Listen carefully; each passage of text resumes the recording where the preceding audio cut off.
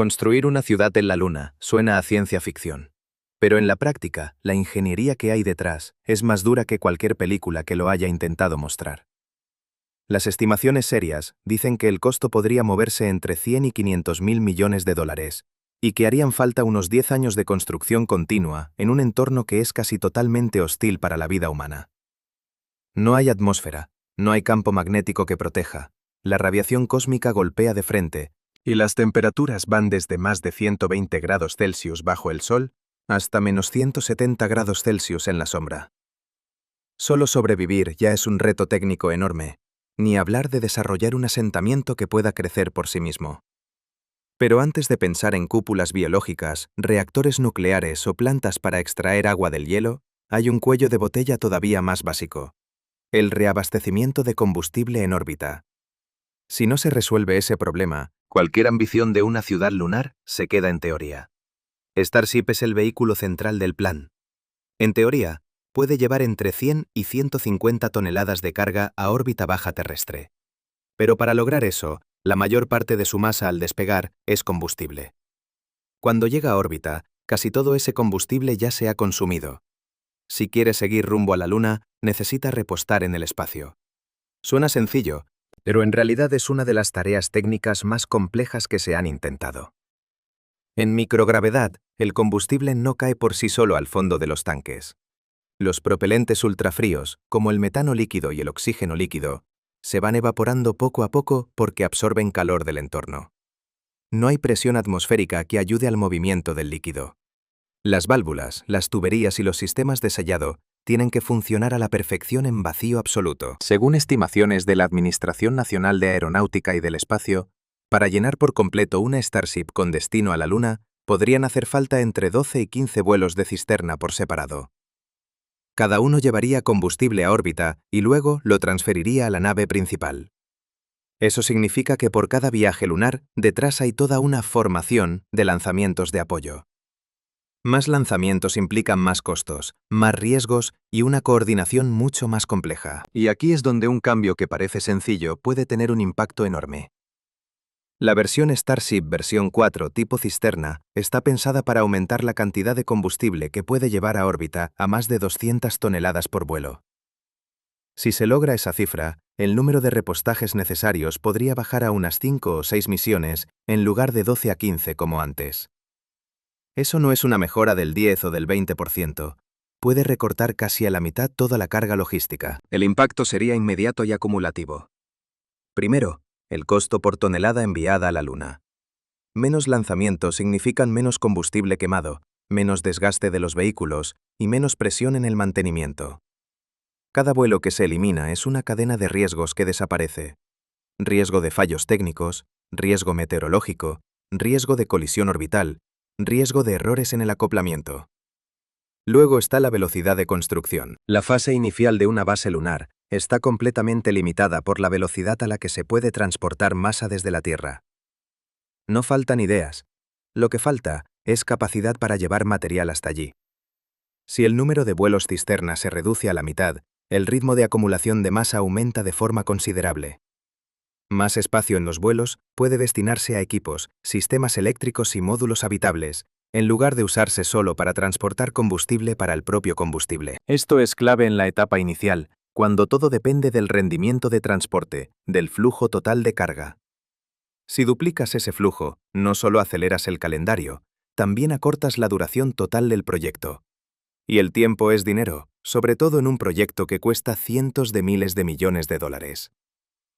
Pero la visión más grande no es solo reducir el número de vuelos, es convertir el reabastecimiento en órbita de una operación frágil en un procedimiento rutinario. Cuando la frecuencia de lanzamiento sube a miles de vuelos al año, 5 o 6 cisternas dejan de ser una campaña especial.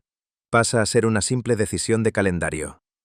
Perder una cisterna ya no es una catástrofe, es solo un pequeño retraso. Puedes programar vuelos de respaldo. Puedes construir depósitos de combustible en órbita en vez de depender por completo de un modelo justo a tiempo. Esta transición se parece mucho a cómo funciona la aviación comercial. Cuando los vuelos son raros y carísimos, cada incidente es una crisis. Cuando hay miles de vuelos cada día, el sistema se vuelve resiliente. El ritmo reemplaza la fragilidad. La alta frecuencia también trae un beneficio del que se habla poco: datos reales. Cuando un sistema vuela de manera constante, los ingenieros ya no tienen que estimar la vida útil de un componente. Saben exactamente, después de cuántos ciclos, una válvula empieza a tener fugas. Observan cómo se degrada un sello. Siguen la desviación de un sensor con el tiempo. En vez de decir, podría fallar, pueden decir, falla después de 47 ciclos. Y cuando sabes eso, rediseñas. Es un ciclo de retroalimentación. Más vuelos generan más datos permiten mejores diseños reducen costos, y eso lleva a más vuelos. En cambio, un sistema que vuela rara vez nunca acumula suficiente información para evolucionar rápido. Comparado con programas de lanzamiento carísimos que vuelan una vez cada varios años, este modelo es completamente distinto. Y en el contexto de construir una ciudad en la Luna, puede ser la diferencia entre avanzar rápido o quedarse estancado durante décadas. Si miramos el panorama general, la mejora en la cisterna podría reducir entre un 20 y un 30% la dificultad total del proyecto.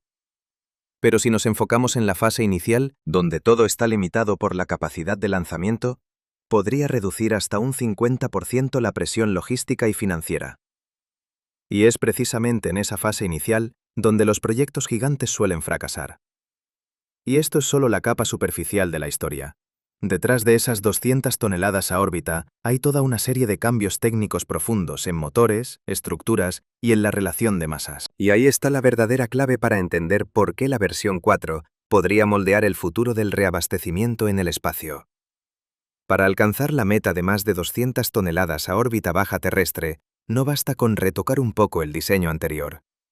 Esto es un salto de rendimiento que exige cambios al mismo tiempo en motores, estructura y en la relación de masas de todo el sistema. En el centro de ese salto está el Raptor 4. Cada propulsor Super Heavy lleva 33 motores Raptor. Si cada motor alcanza un empuje de unas 300 toneladas, el empuje total al despegar se acerca a las 10.000 toneladas. Para ponerla en perspectiva, el Saturno V, el cohete que llevó a los humanos a la Luna, generaba unas 3.400 toneladas de empuje al salir de la plataforma. Es decir, solo el empuje inicial del nuevo sistema ya supera con creces ese récord histórico. Pero ese mayor empuje no viene de hacerlo más grande, sino de aumentar la presión en la cámara de combustión. El Raptor 4 está pensado para operar alrededor de 400 bar de presión en la cámara. Ese número es clave. Cuanto mayor es la presión, mayor es la densidad de energía liberada en la combustión, y eso significa más empuje en la misma superficie de la tobera. Claro, aumentar la presión también implica más tensión en los materiales, más temperatura en las paredes de la cámara y mayor riesgo de inestabilidad en la combustión. No es solo una mejora de motor, es llevar la tecnología de motores de cohetes químicos al borde de los límites físicos actuales. Pero incluso con motores más potentes, el empuje por sí solo no basta para alcanzar las 200 toneladas en órbita. La otra parte está en el diseño del vehículo. La versión 4 se proyecta más alta. Un vehículo más alto significa mayor volumen para almacenar combustible.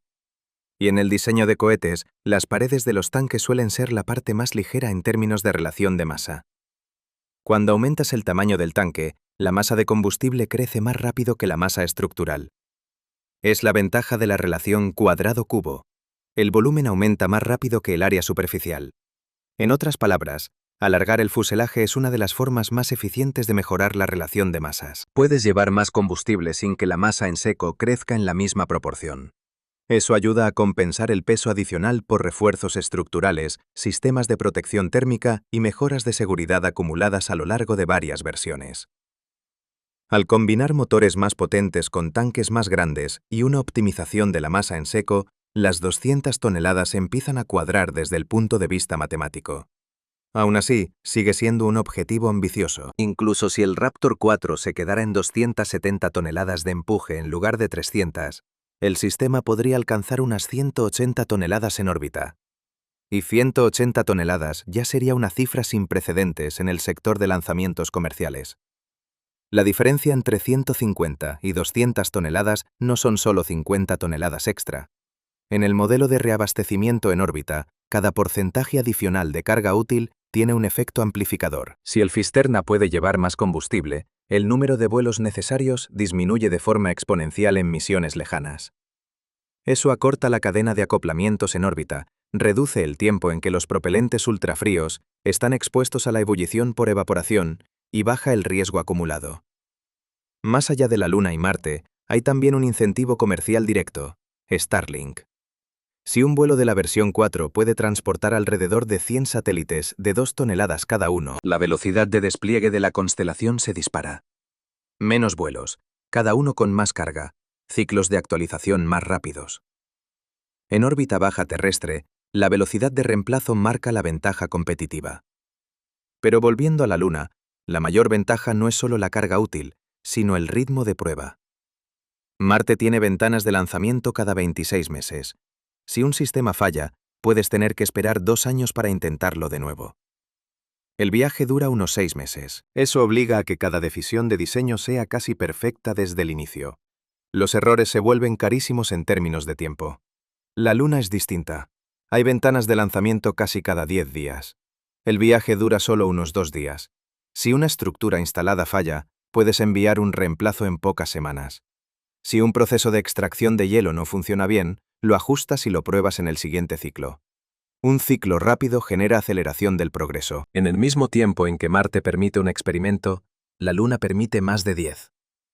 Eso convierte a la Luna en un laboratorio avanzado para todas las tecnologías necesarias para vivir en otro mundo. Blindaje contra radiación, reciclaje en circuito cerrado, utilización de recursos in situ, automatización de la construcción. Una ciudad que crece por sí sola no empieza con edificios complejos. Empieza con naves que nunca regresan.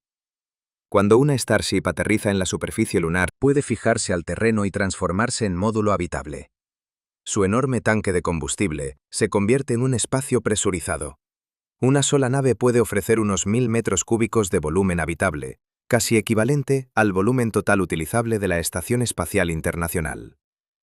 Si el sistema de combustible se reconfigura como sistema de almacenamiento de agua y aire, el volumen total utilizable podría aumentar en varios miles de metros cúbicos más. Eso significa que el propio vehículo de transporte se convierte en la base arquitectónica. La ubicación también es estratégica.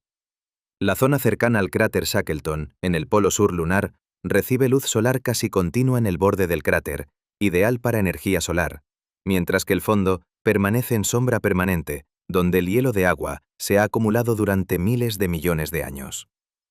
El agua proporciona 3 cosas esenciales: agua potable, oxígeno para respirar y una mezcla de hidrógeno y oxígeno como combustible para cohetes.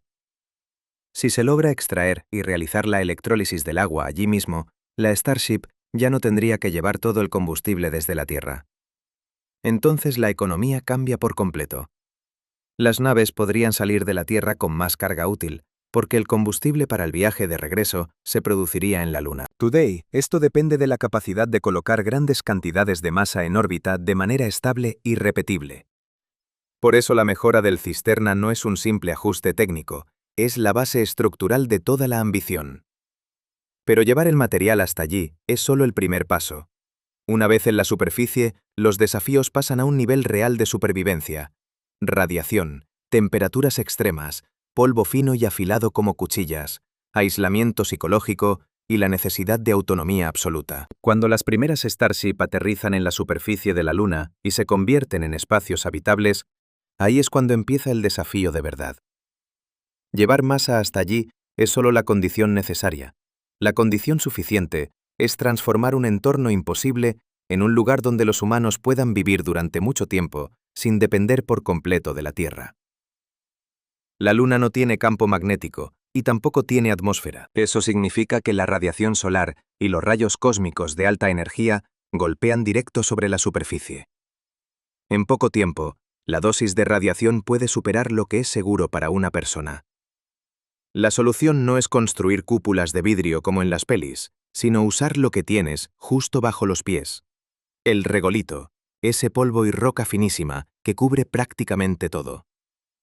Si cubres los módulos habitables con unos cuantos metros de regolito bien compactado, puedes bloquear gran parte de la radiación peligrosa. Hay diseños que incluso proponen meter toda la base dentro de antiguos tubos de lava, cuevas naturales formadas por actividad volcánica hace miles de millones de años. Dentro de esos tubos, la temperatura es mucho más estable que en la superficie, y eso reduce muchísimo la energía necesaria para calentar y enfriar. Esa estabilidad térmica es cuestión de vida o muerte. En la superficie expuesta, la temperatura puede subir hasta alrededor de 127 grados Celsius con sol y bajar a menos 173 grados Celsius en la oscuridad. Y el ciclo de día y noche dura unos 14 días terrestres cada fase. Si no tienes protección o una fuente de energía estable, la electrónica y los sistemas mecánicos se van a estropear rápido por la expansión y contracción térmica constante. Por eso la energía tiene que diseñarse con redundancia real, en capas, sin un solo punto que si falla lo tumbe todo. Los paneles solares colocados cerca del borde de cráteres en el Polo Sur pueden recibir luz casi de forma continua, pero aún así hace falta un almacenamiento de energía enorme. Solo con baterías químicas es difícil aguantar 14 días de noche total si algo sale mal. Por eso, los reactores nucleares pequeños, una versión compacta de tecnologías que ya existen en la Tierra, se ven como una base eléctrica continua para que el sistema de soporte vital nunca se apague. El soporte vital, además, tiene que ser de ciclo cerrado. No existe eso de un envío de emergencia en unas horas como en órbita baja. Aquí todo se recicla. El agua del aliento, del sudor, de la orina y de las aguas usadas tiene que recuperarse y filtrarse casi por completo. La tecnología de reciclaje en la Estación Espacial Internacional ya es muy eficiente, pero en la Luna el listón sube. El sistema tiene que ser más resistente, más fácil de mantener y depender lo menos posible de repuestos que vengan desde la Tierra.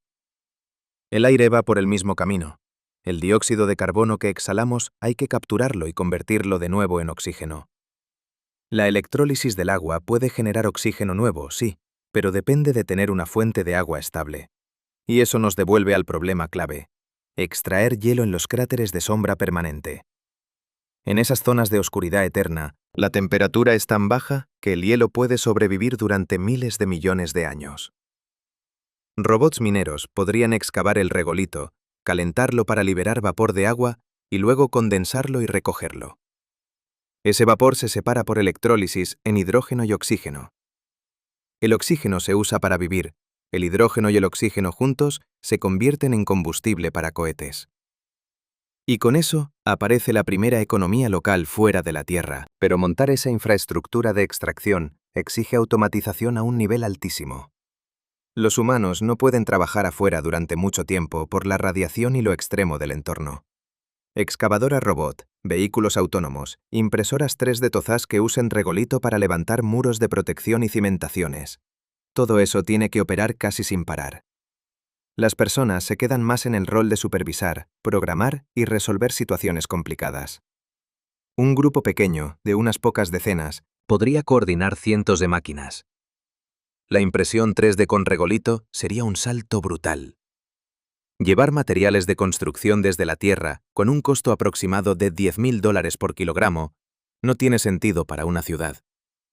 Pero si puedes fundir o aglutinar el regolito allí mismo para crear bloques y estructuras, el costo cae muchísimo. Incluso concentrar la luz del sol con espejos podría bastar para sinterizar el polvo y convertirlo en material sólido, sin necesidad de cargar con cemento tradicional.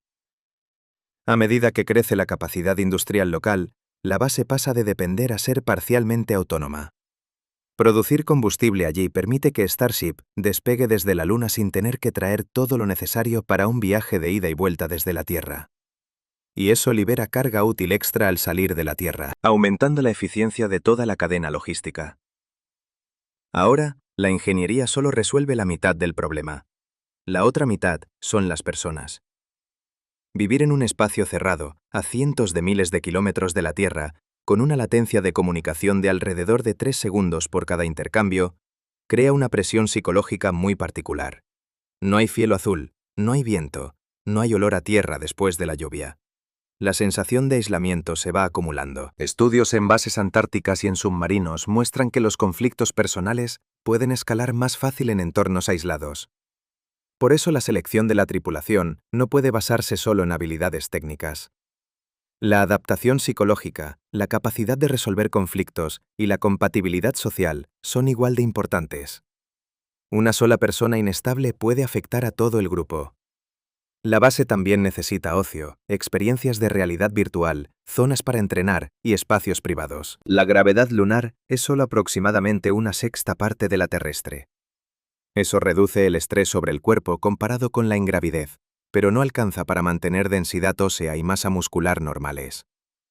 Programas de entrenamiento de fuerza y quizá módulos giratorios para generar gravedad artificial por fuerza centrífuga acabarían siendo parte esencial del diseño a largo plazo.